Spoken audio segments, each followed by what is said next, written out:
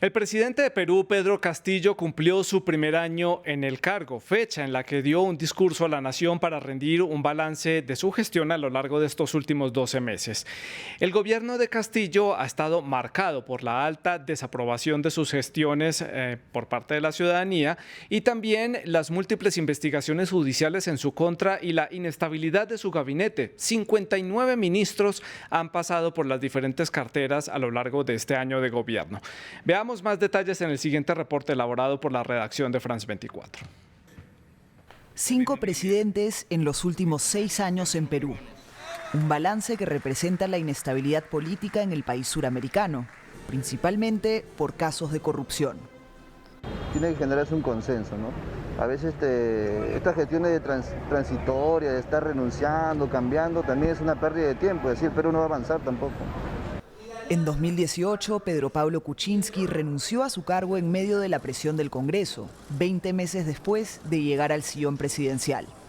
Ahora permanece bajo arresto domiciliario mientras los fiscales lo investigan por favorecer contratos con la constructora brasileña Odebrecht, mientras era ministro de Economía del expresidente Alejandro Toledo. Está denunciado por el polémico indulto al expresidente Alberto Fujimori, que supuestamente concedió a cambio de no ser destituido.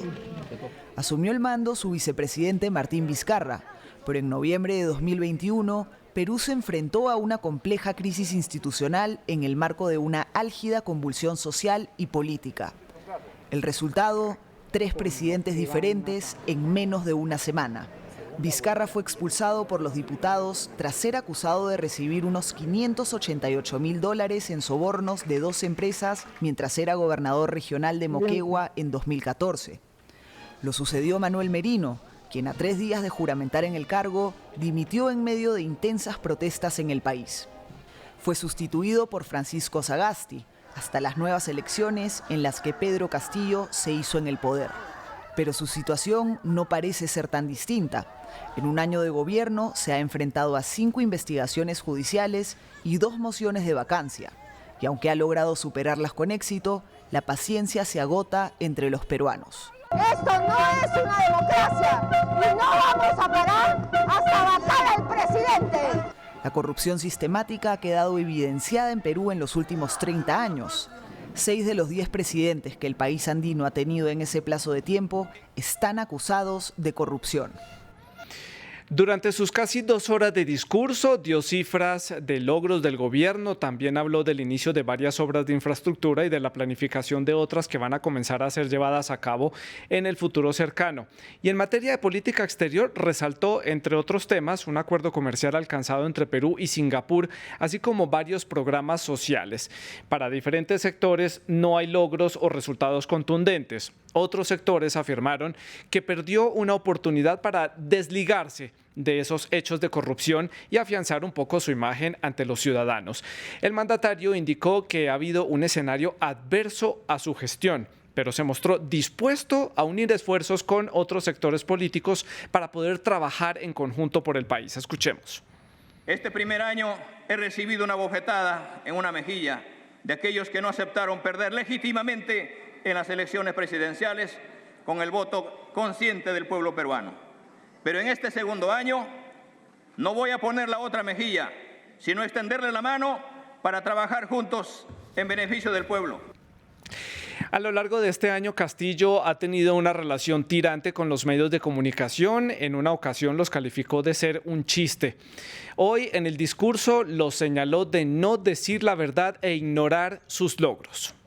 No importa que quienes deberían también informar hayan ocultado e ignoren nuestros logros y se dedican a difamar y a mentir, acusándonos sin ninguna prueba y exigiéndonos en una perversa inversión de los principios elementales del derecho que problemas nuestra y que tenemos que probar nuestra inocencia. ¿Cuál es entonces el balance de la gestión de Pedro Castillo? ¿Cuáles son entonces los aspectos positivos? Esto da un parte de tranquilidad para esa incertidumbre política que está viviendo ese país suramericano desde hace varios meses. Tal parece que no convenció a los ciudadanos ni a las diferentes bancadas políticas. ¿Logrará Castillo mejorar su imagen, avanzar en sus planes de gobierno? terminará su mandato o se está gestando desde ya en el legislativo o desde otros sectores políticos otra vacancia. Lo vamos a analizar aquí en el debate de France 24 y para conversar sobre este tema saludamos a Milagros Campos. Ella es profesora de la Pontificia Universidad Católica y de la Universidad San Martín de Porres. Ella se encuentra en la ciudad de Lima, en la capital peruana. También desde esta misma ciudad se conecta Roberto Chiabra, él es congresista del partido Alianza por el Progreso, y debo aclarar que el área de producción de invitados del programa también intentó contactar a varios congresistas o políticos oficialistas para conocer la opinión de ellos desde ese espectro político, pero no quisieron aceptar la invitación para participar en este programa, solo por mencionar algunos: Flavio Cruz, Edgar Tello, Vladimir Cerrón, Margot Palacios, Alex Paredes, Guido Bellido, son algunas de las personas que contactó la producción del programa para tenerlos hoy como invitados para conocer su punto de vista sobre este tema. Les recuerdo que ustedes también hacen parte de esta conversación. Dejen sus preguntas y sus comentarios. No necesitan ser invitados. Ustedes lo pueden hacer libremente a través de las redes sociales. Estamos en Twitter, en Instagram y en Facebook, en donde nos encuentran como @France24-ES, @Santilogo, que es mi cuenta personal. La etiqueta, se las recuerdo, es numeral el debate F24. También en YouTube ustedes pueden seguir nuestra señal en streaming. Y aprovecho para saludar a las personas que nos siguen a través del podcast, que nos están escuchando. Todos nuestros contenidos ya están disponibles en diferentes plataformas, en Apple Podcast, en Spotify, Deezer y TuneIn. Comienzo entonces conociendo opiniones sobre este discurso del Estado de la Nación.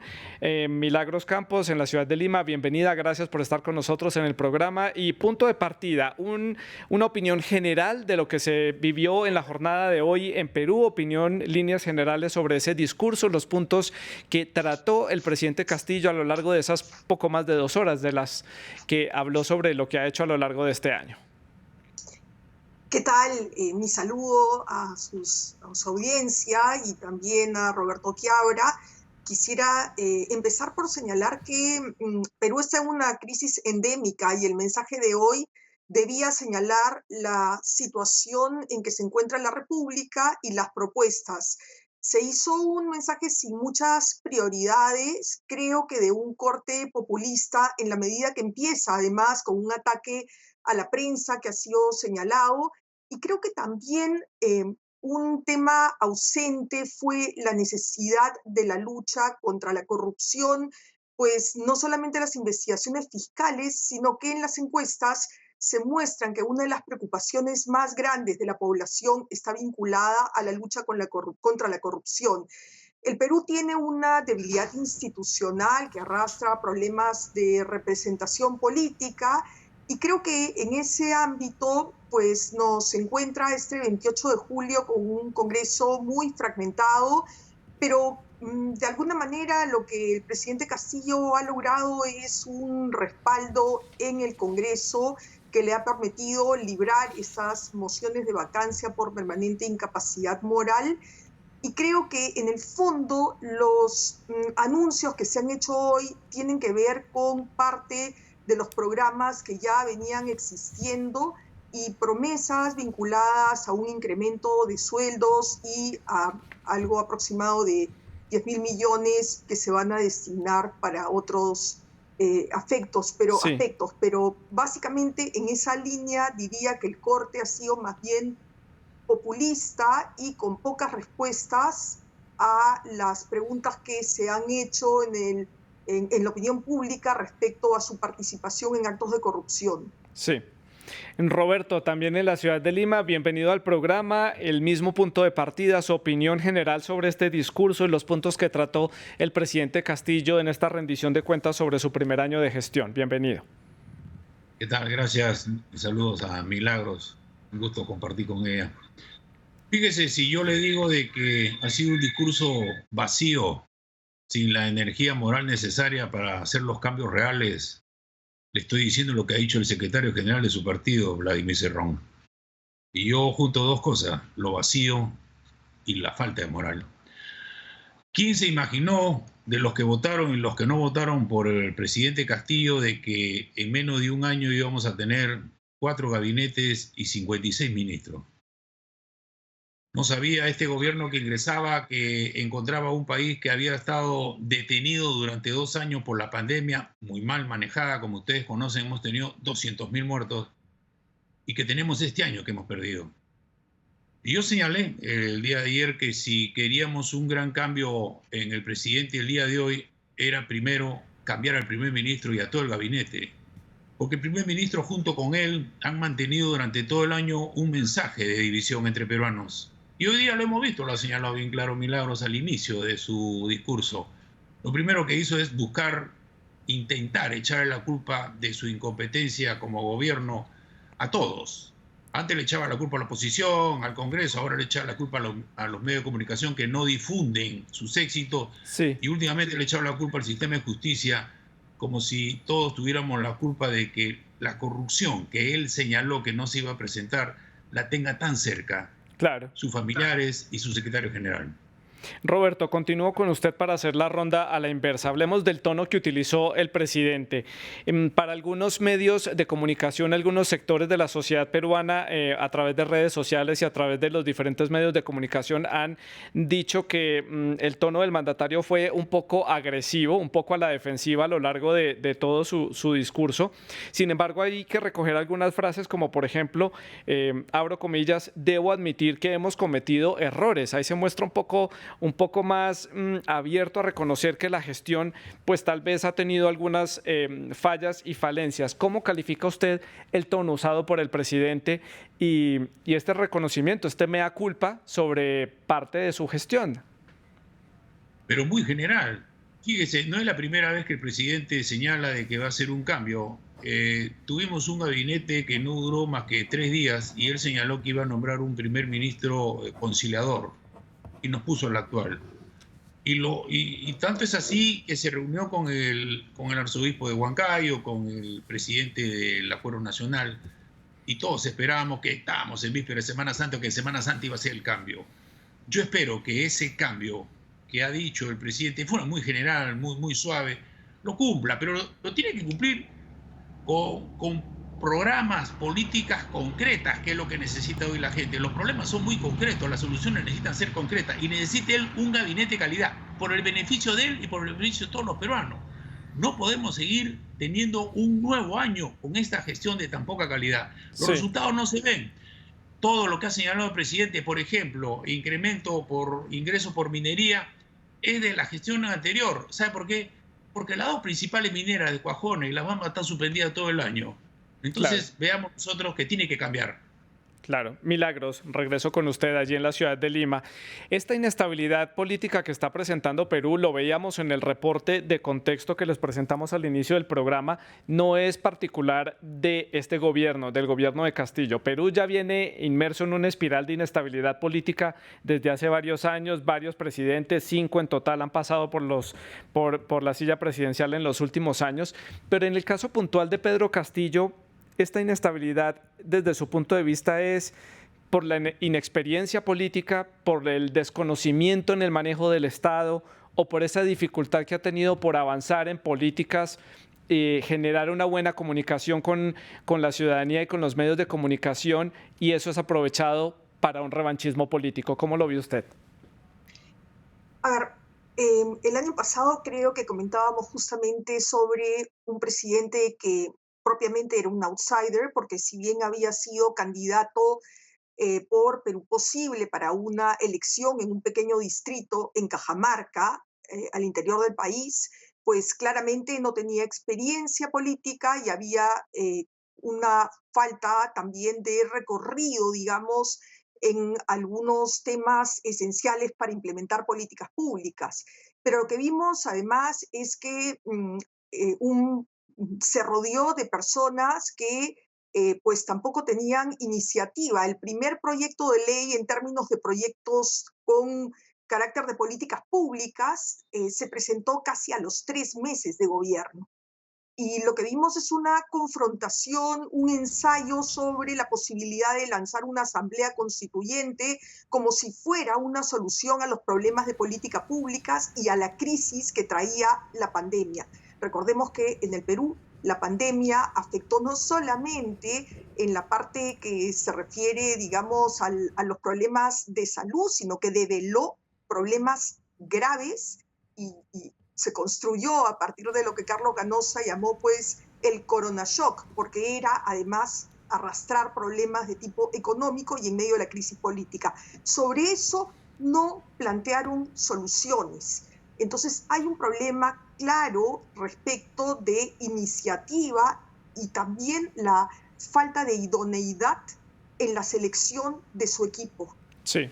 Personas que tenían denuncias fueron los que se rodearon. Entonces no tenemos claramente un gobierno que haya mostrado eficacia en la solución de problemas y más bien una confrontación creo que innecesaria. Cuando un presidente en el Perú, como ha ocurrido en los últimos años, no tiene mayoría porque las urnas no le da una mayoría, no debe tratar de imponer una política, sino buscar determinadas políticas de consenso para poder gobernar. Ese es el mandato que le dio el pueblo, ¿no? Y hoy el presidente, a través de su discurso, tendió la mano a la oposición para tratar de trabajar en conjunto. Ese puente lo está empezando a atender. Ya vamos a analizar ese punto y también voy a analizar el tema del gabinete. Estos 50 y tantos ministros que han pasado por las diferentes carteras. Quiero conocer la opinión de Roberto sobre este punto en particular. ¿Qué tanto hay en esta crisis de inexperiencia del presidente o desconocimiento del funcionamiento del Estado, o que le están poniendo muy difícil al presidente poder gobernar y hay cierto grado de revanchismo político por parte de las diferentes bancadas que le están entorpeciendo su gobernanza? No, yo creo que, fíjese, yo en mis primeros días que estuve en el Congreso, yo vi un ambiente favorable para tener un consenso de ayudar al Ejecutivo. Porque no se trataba del presidente que había ganado la elección, sino se trataba de superar los 2 años que hemos estado teniendo con una crisis sanitaria, económica, social, emocional, educacional. Esa era la idea. Y en vez del presidente aprovechar ese consenso que había en toda la bancada para ver cómo apoyábamos en su política, encontramos nosotros incompetencia. Comenzó a colocar ministros sin experiencia y gestión, sin conocimiento del sector y con una carga personal de cuestionamientos que desde un inicio hubo que interpelar a algunos. Teníamos uno, por ejemplo, que desde el inicio sabíamos que había estado involucrado en actos de terrorismo. ¿Cómo se podía mantener un ministro de Trabajo con esos antecedentes? Entonces, se desaprovechó esa oportunidad y se hizo lo más fácil que han hecho gobiernos anteriores, cubrir esa incompetencia echándole la culpa al Congreso. ¿Qué estrategias puntuales nos han presentado? Por ejemplo, usted ha señalado también, lo sabemos nosotros, la seguridad ciudadana es un problema a nivel nacional. Y tiene usted 7 ministros en un año y 4 comandantes generales de la policía. Cada 3 meses han cesado un comandante general con 3 meses. ¿Cómo le puede usted exigir a la policía que tenga una estrategia y un plan exitoso de seguridad ciudadana? ¿Eso culpa de quién es? De él mismo. Claro. Milagros, continúo con usted. Usted ya habló de esta necesidad de unificar esfuerzos, de tratar de gobernar no solamente para esa mitad de los electores peruanos que votaron por él, sino también tratar de generar un poco de consensos con esa otra mitad de personas que votaron a favor de la entonces candidata Keiko Fujimori. El presidente hoy en el discurso ha tendido un poco la mano a otros partidos políticos o bancadas políticas para tratar de trabajar en conjunto en pro del país.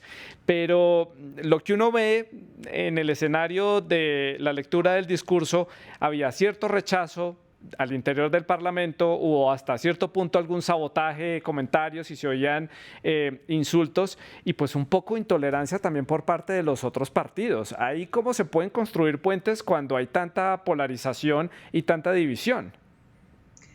Es cierto que este Congreso no solamente está fragmentado, sino que hay una polarización, pero justamente porque el Congreso es un órgano plural, hace que este grupo que representa a una oposición que también tiene pues una representación clarísima, porque la desaprobación del presidente Castillo llega a 74% en el país, 74%. En ninguno de los niveles socioeconómicos o en ninguna de las regiones del país la aprobación es mayor a la desaprobación. Entonces creo que leería este comportamiento como una manifestación justamente de los propios parlamentarios de algo que se percibe en la población. Más allá de esto, pues creo que ahora toca que el presidente dé alguna muestra donde se vea que efectivamente tiende la mano para buscar acuerdos en determinadas políticas públicas. Sin embargo, esto va a ir acompañado de la necesidad de que brinde explicaciones respecto de las investigaciones fiscales que se vienen dando. Recordemos que en el Perú hay un problema respecto de la responsabilidad del presidente durante su mandato. Hay límites constitucionales respecto a las causas por las cuales se le puede acusar durante su mandato, y ese ha sido un tema recurrente durante estos meses, ¿no? Entonces creo que va a ir paralelo el hecho de que se pueda construir alguna decisión de política pública junto con el hecho de que se pueda dar cuenta de las acusaciones y las investigaciones fiscales que recaen sobre él y su entorno más cercano, ¿no?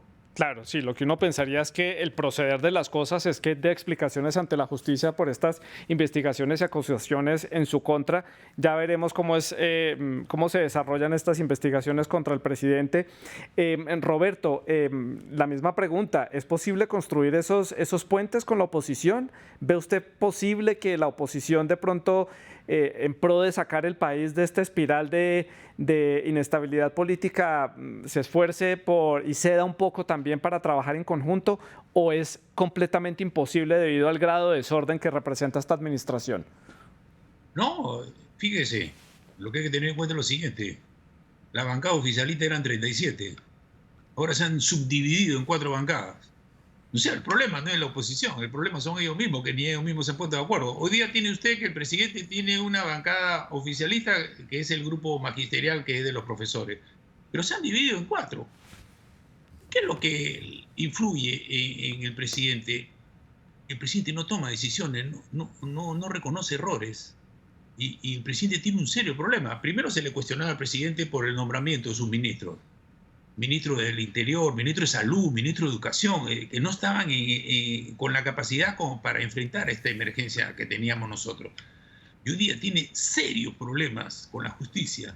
Un presidente con 5 denuncias, pero no por sospecha, ni por indicio, hasta por evidencia. La Fiscalía de la Nación está haciendo un trabajo que todos los peruanos estábamos esperando, que la justicia esté en el nivel que todos queremos para que no hayan tanto corruptos.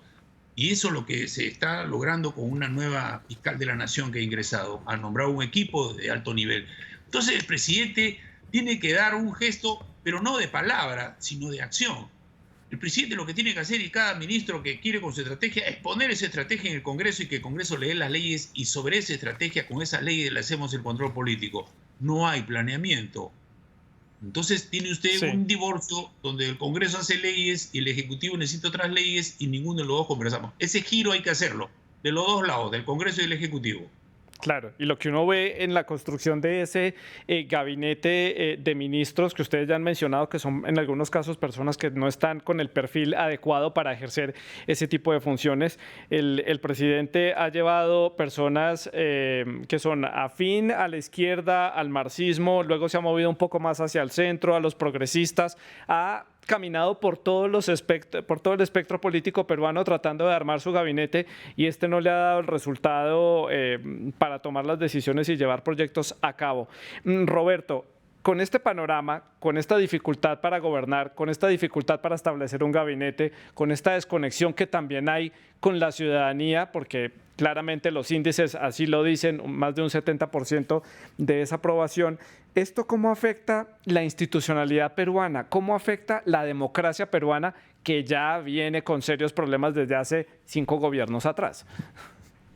Yo te lo resumiré en lo siguiente: la corrupción mató la dignidad de los peruanos. Y la corrupción fue una corrupción transversal de los años 80. Y la corrupción se llevó de encuentro a los políticos, a los empresarios, a todos se lo llevó de encuentro. Lo que se esperaba era que el presidente, que Castillo dijo de que no se iba a presentar, y que tuviéramos nosotros una justicia y un presidente que combatiera fuertemente la corrupción, y no lo ha hecho. Y el primer sospechoso es él. Entonces la gente siente esa desilusión, porque a los peruanos no nos molesta tanto la corrupción, sino la impunidad, porque nosotros decimos, ¿por qué hay tanto corrupto? Porque sabe que no le va a pasar nada. Bueno, con el cambio en los sistemas de justicia yo creo que va a cambiar. Entonces el presidente tiene que dar un paso, y si usted tiene un primer ministro con un permanente mensaje de división, ahí en Colombia, en otros sitios hacen lo que se llama el Consejo de Ministros Descentralizado, usted no puede ir a todas las regiones del país a dividir a los peruanos, a decir que el Congreso tiene la culpa, que los limeños y los provincianos, los pobres y los ricos, los buenos y los malos. Sí. ¿Cómo va a lograr usted una unidad para salir de la crisis si usted, que debe liderar, hace la división? Claro. Milagros, su opinión, lo que esto genera en la democracia peruana y lo que genera en la institucionalidad. Un país que le ha costado mucho estabilizarse, lo vemos desde hace varios años. ¿Esto qué repercusiones puede tener en el mediano y largo plazo para la política peruana? Pues creo que es necesario pensar en hacer ciertas reformas institucionales que permitan fortalecer a los partidos políticos, pero también, ya no pasando por medidas legislativas, creo que es necesario entender, uno, que no se puede gobernar sin el Congreso y que eso no significa solamente votos que protejan al presidente para evitar la vacancia, sino que acerque sus políticas a aquello que postulan los otros grupos políticos. Es la única manera de encontrar un diálogo y consenso. Y lo segundo es que el presidente no puede gobernar de espaldas a la transparencia y a medidas preventivas de actos de corrupción. En realidad, más allá del marco normativo, lo que se requiere es un presidente que sepa reportar, que sepa realmente comunicar, y eso lo puede hacer a través de la prensa. No puede gobernar sin respetar la libertad de prensa, y ello significa pues no incurrir en quejas, sino más bien responder a las preguntas e interrogantes que la prensa le hace, porque sabemos que tampoco hay democracia sin una irrestricta libertad de prensa. Milagros, qué bueno que usted toca ese tema, porque era una de mis preguntas, y es esa difícil relación que tiene con los medios de comunicación allí en Perú. Él los ha criticado, los ha señalado. En este discurso también aprovechó para volverlos a señalar y hacer críticas sobre la gestión que hacen y sobre el manejo de la información, pero él tampoco ha sido el mandatario más fácil para entregar información, no ha sido tampoco el más fácil para dar entrevistas o responder preguntas, como usted lo mencionaba, y cuando lo ha hecho no le ha salido bien. Esa entrevista que dio a CNN en español le ha jugado en contra por las declaraciones que dio, y el mandatario se ha blindado un poco frente a los medios de comunicación. Esto también, ¿en qué repercute en esa construcción de democracia y cómo afecta esto directamente a los ciudadanos, que son quienes se quedan aquí sin poder obtener respuestas directamente del presidente a través de los medios? Es que el correlato de la libertad de prensa es la libertad de los ciudadanos para formar opinión e estar informados. Es esa libertad de información la que se encuentra en riesgo cuando vemos además que cuando él se dirige en mítines o en reuniones al interior del país, critica al Congreso, critica a la prensa y además promueve una constituyente que en verdad la gente no reclama. Lo que se busca más bien es solucionar los problemas de gestión. No es posible que tengamos colas o filas inmensas para lograr obtener un pasaporte, un tema que en el Perú desde hace muchos años se obtenía el mismo día. Ese tipo de problemas de gestión son a los que me refiero y que hacen el día a día de los ciudadanos. También ha ocurrido que se ha despedido a mucha gente en la administración pública, gente que venía de distintos gobiernos y que no respondía a un partido político, sino que me refiero al servicio civil, a la burocracia que sostiene la administración pública. Es necesario fortalecerla y no buscar llenar de partidos o pensar en un sistema clientelar, ¿no? Voy llegando ya al último tramo del programa, Roberto. Este discurso, ¿qué le deja a usted? ¿Qué sensación le deja? ¿Que el presidente estaba tratando de simplemente salvarse, mantenerse y no dar solución a la crisis inminente a la que se está enfrentando el país? ¿Qué le dice a usted como ciudadano peruano? ¿Cómo reciben este discurso los ciudadanos? yo creo que la mayoría, por no decir todos, esperamos una autocrítica, un reconocimiento. El presidente no ha sabido entender el momento que estamos viviendo y que está viviendo él. Por el bien del país, nosotros necesitamos un presidente que tenga liderazgo, que genere confianza, que genere esperanza, que él mismo señale de que va a volver a unir a los peruanos. Eso es lo que presentábamos nosotros. Él cree que le ha dado un mensaje al Congreso. Este mensaje lo ha escuchado todo el Perú, por la cadena de Radio del Congreso, por todos lados. Y él ha debido de darse cuenta que este mensaje al Perú lo que buscaban los peruanos, ¿qué cosa es? ¿Cuáles son esas estrategias puntuales que el presidente va a señalar como un gran cambio para superar la inseguridad ciudadana, la crisis alimentaria, la falta de trabajo? No lo hemos visto. El presidente desaprovecha las oportunidades porque el presidente no debe tomar como una obligación salir a un medio y aclarar cuando se le cuestiona, por ejemplo, los casos de corrupción. El presidente tiene que darse cuenta y coincidimos, el presidente no se asesora bien, claro. El presidente está mal asesorado. Yo creo que el presidente tiene que darse cuenta que él es el que tiene que cambiar y basta que él cambie para que cambie todo.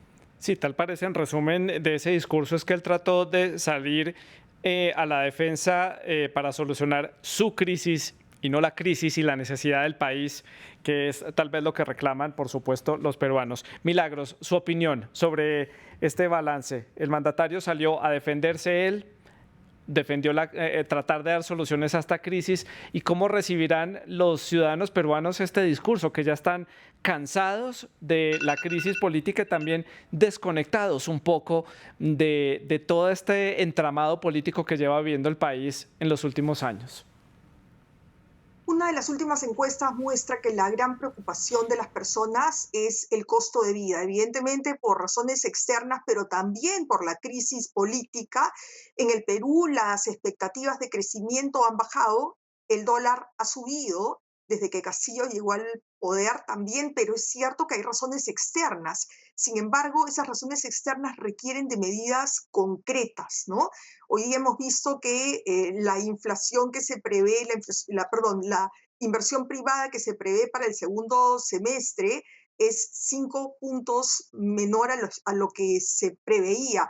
Es decir, se requiere de mensaje consistente que dé cierta seguridad para mejorar la calidad de vida de los peruanos en términos económicos, porque también la inflación ha llegado a niveles que no se conocían, sí, y la pobreza se ha incrementado. Entonces creo que ese es un punto central para ver hacia dónde enfocar las medidas de políticas públicas del presidente, y de eso hemos escuchado poco. Han sido una sí, relación de cifras, pero pocas prioridades que puedan llegar a la población para saber qué esperar. Me quedan ya un par de minutos para finalizar el programa. Siempre lo digo al cierre, no tenemos una bola de cristal para saber qué va a pasar en el futuro, menos en el futuro político de Perú, que cualquier cosa puede pasar, así nos lo ha demostrado a lo largo de los últimos años. Pero entonces cierro con esta pregunta para que hagan las conclusiones, Milagros y Roberto. ¿Castillo va a terminar su mandato? Porque por mucho menos sacaron a Vizcarra del poder y el escenario parece mucho más complicado para Castillo. Muchos sectores de Perú esperaban hoy una renuncia o un llamado a elecciones. Eso no sucedió. ¿El presidente terminará o no? Comienzo con Milagros para el cierre, para la conclusión. No me atrevería a dar una respuesta al respecto. Efectivamente, por mucho menos salió Pedro Pablo Kuczynski y salió Martín Vizcarra. Ambos están con procesos abiertos y creo que el tema acá es encontrar la clave para la gobernabilidad democrática, y solo veo que se pueda conseguir con una transparencia adecuada y con respuestas que satisfagan a las necesidades de mantener una política que se enfoque en políticas públicas y en menos confrontación. No podría responder a esa pregunta. Es muy incierto lo que puede pasar en el Perú en los próximos meses. Y Roberto, su conclusión, ¿finalizará el mandato el presidente Castillo? Fíjense, hay dos verdades. El presidente no va a renunciar ni va a adelantar elecciones porque es su seguro de libertad. El presidente sabe que mientras que esté en el cargo, tiene seguro de libertad, porque termine en el cargo mañana, pasado o el 2026, ya sabe lo que le va a pasar. La pregunta que nos hacemos todos es, ¿el presidente por qué se mantiene en el cargo? ¿Por su calidad de gestión? No, porque no hay 87 votos en el Congreso para vacarlo por permanente incapacidad moral. Si la Fiscalía de la Nación sigue a este ritmo y hace una conclusión preliminar que lo involucre el presidente, yo creo que los congresistas que hasta ahora votan en contra de la vacancia van a cambiar de opinión y de repente llegamos a los 87 votos más cortos de lo pensado. Pues a Roberto Chiabra y a Milagros Campos en la ciudad de Lima les agradezco mucho por haber estado con nosotros en el debate, haber hecho este análisis de este discurso del primer año de gestión del presidente Castillo allí en este país suramericano. Difícil el escenario político en este país, inestabilidad política es lo que ha reinado allí a lo largo de los últimos años. Muchísimas gracias por haber aclarado estos diferentes puntos para la audiencia de France 24. Reitero, invitamos también a este programa a diferentes políticos y congresistas de la bancada oficialista. Hicieron desde la producción del programa diferentes llamados y ninguna de estas personas contactadas quiso participar en este programa para dar el punto de vista oficialista sobre este discurso que dio el presidente Castillo a los peruanos sobre la gestión, estos 365 días, 12 meses de gestión, su primer año en el gobierno. Ustedes pueden seguir dejando sus comentarios y sus preguntas a través de las redes sociales, ya las conocen y pueden seguir, por supuesto, con la programación de France 24. Sigan con nosotros.